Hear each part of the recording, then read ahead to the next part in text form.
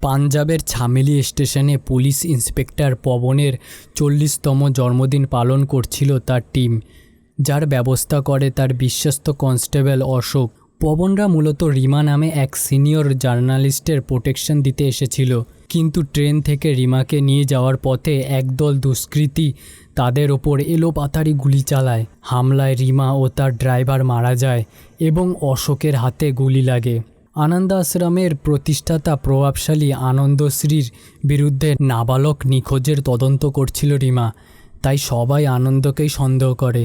প্রোটেকশনে ব্যর্থ হওয়ায় এসিপি কেশব পবনকে অপমান করে। সাসপেন্ড করতে গেলে পবন কেস সলভের জন্য 7 দিনের সময় চেয়ে নেয়। বাড়ি ফিরে পবন দেখে অমর নামের এক ব্যক্তি তার বাবা হরির সাথে তর্ক করছে, কারণ পবন তার ছোট ভাই দীপক অমরের ছোট বোন দীপ্তিকে নিয়ে পালিয়ে গেছে। হরি নিচু জাতের তা অস্বীকার করে, কিন্তু অমর 24 ঘন্টার সময় দিয়ে যায়, অন্যথায় তার গ্রাম পঞ্চায়েতের বিচার হবে। পবনের স্ত্রী বর্ষা জানায় দীপক ও প্রীতির সম্পর্কের কথা এবং সে পবনকে একজোড়া হোয়াইট স্নিকার গিফট করে। পবন দীপকের খোঁজ নিতে তার বন্ধু কানেজার কাছে যায়। কানেজা প্রথমে কিছু না বললেও পবন বুঝতে পারে যে দীপক প্রীতির সাথেই আছে। ওদিকে আনন্দশ্রীর ডানহাত নির্মল রিমার খুনির হারপালকে বোঝায় যে আনন্দ খুব খুশি হয়েছে, কিন্তু প্রমাণ মেটানোর জন্য তাকেই শেষ করে দেওয়া হবে বুঝতে পেরে হারপাল নির্মলের লোকেদের ওপর গুলি চালিয়ে পালিয়ে যায়। পরদিন পবন হসপিটালে অশোককে দেখে এবং তাকে এই কেসের ইনভেস্টিগেশনে যোগ দিতে বলে। পঞ্চায়েত মেম্বার হরিকে জানায় যে যেসব ছেলেমেয়ে বাবা মায়ের সম্মান নষ্ট করে তাদের বেঁচে থাকার কোনো অধিকার নেই। যেমন ক্যান্সারে আক্রান্ত আঙ্গুল কেটে ফেলতে হয়, সেরকমই ওদের সাথে তাই করতে হয়। ওদিকে থানায় লকআপে রিমার সহযোগীরা পবনকে জানায় যে আনন্দ আশ্রমের নাবালকদের দিয়ে খারাপ কাজ করিয়ে পরে তাদের মেরে ফেলা হতো। পালিয়ে বেড়ানো হারপাল একটি হোটেলে বাচ্চার প্রতি বাবা মায়ের ভালোবাসা দেখে খুব কষ্ট পায়। পরদিন বর্ষা পবনকে মনোহরণ নগরে লুকিয়ে থাকা দীপক ও প্রীতির কাছে নিয়ে যায়। সেখানে সে অলরেডি বিয়ে করে ফেলেছে। দীপক পবনের কাছে সাহায্য চায়, কারণ ভালোবাসা কোনো জাতপাত দেখে না। পরদিন অশোক একটি সিসিটিভি ফুটেজ এনে চুরির বাইরের সন্ধান দেয়। পবন আনন্দকে জেরা করে আশ্রমে গেলে আনন্দ অহংকার দেখিয়ে পবনকে সেখান থেকে তাড়িয়ে দেয়।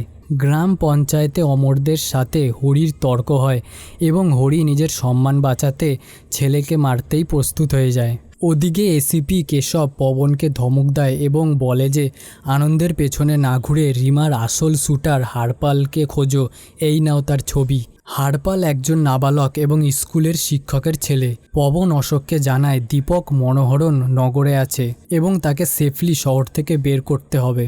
রাতে বাড়ি ফিরে পবন দেখে হরি দীপকের ঘরে প্রমাণ খুঁজছে। ছোট ছেলে হানি যখন হরির শেখানো ক্যান্সারের গল্প বলে, পবন রেগে গিয়ে তার বাবার কলার ধরে এবং সন্তানকে এই নোংরা শিক্ষা দিতে বারণ করে। পবন হরি এবং পঞ্চায়েতকে হুঁশিয়ারি দিয়ে হারপালের বাবা দামোদরের কাছে যায়।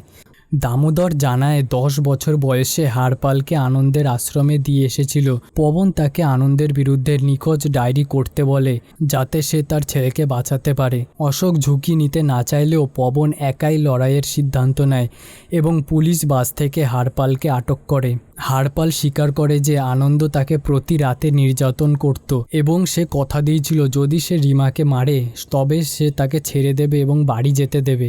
সে জানতো না যে কাজ শেষ হলে আনন্দ তাকেও মেরে ফেলবে। কেশবকে বিশ্বাস না করায় পবন হারপালকে কোর্টে নিয়ে যায়, কিন্তু এসিপি কেশব ক্ষমতার জোরে হারপালকে নিজের গাড়িতে তুলে নিলে পবন তাকে ধাওয়া করে। পবন হুমকি দেয় যে হারপালের কনফেশন স্টেটমেন্ট অলরেডি তার কাছে আছে, গাড়ি না থামলে সে আনন্দের নামে চার্জশিট ঢুকিয়ে দেবে।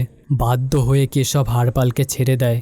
অশোকের পরামর্শে পবন কেশবের সাথে চুক্তি করে যে এফআইআর থেকে আনন্দের নাম বাদ যাবে, বিনিময়ে কেশব হারপালকে শহর ছাড়তে টাকা ও নিরাপত্তা দেবে।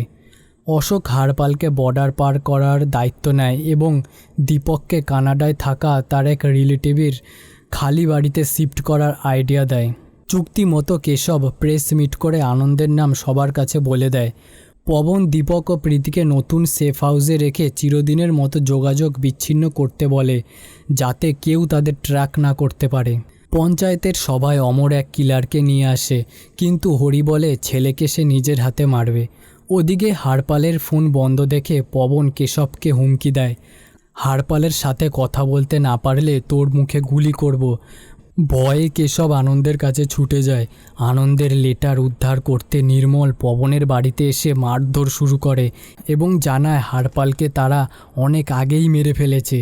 পবন স্তব্ধ হয়ে জানতে পারে যে তার সবচেয়ে বিশ্বস্ত অশোকই আসলে আনন্দের লোক ছিল।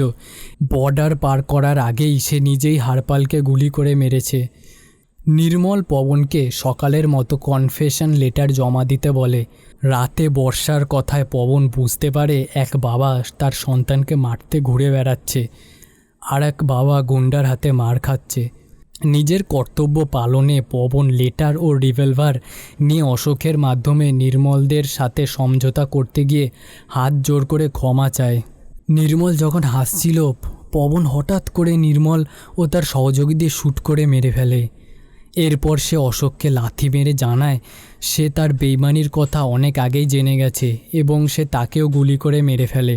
কিন্তু মরার আগে অশোক জানায় সে অমর ও হরিকে দীপকদের ঠিকানার কথা বলে দিয়েছে এবং হরি নিজের হাতে দীপককে কেটে হত্যা করেছে। পুলিশ এলে পবন বানিয়ে স্টেটমেন্ট দেয় যে আনন্দের গ্যাং তাদের ওপর হামলা করায় অশোক মারা গেছে এবং সেলফ ডিফেন্সে ও তাদের মেরেছে। কেশব সব বুঝেও মিডিয়ার ভয়ে পবনের বয়ান মেনে নেয়। এরপর পবন বাড়িতে ফিরে তার ঘুমন্ত বাবাকে জিপে করে এক নির্জন মাঠে নিয়ে যায়। পবন তার বাবার দিকে গান পয়েন্ট করে বলে, সন্তান জন্ম দিলেই বাবা হওয়া যায় না, তার দায়িত্ব অনেক বেশি, পরের জন্মে যেন তোমার মতন বাবা না পাই। বলেই সে হরিকে গুলি করে মারে এবং লাশ পুড়িয়ে দেয়। সন্তানের সুন্দর ভবিষ্যতের জন্য পবন তার নিজের কর্তব্য পূরণ করে এবং মুভিটি এখানেই শেষ হয়। ধন্যবাদ।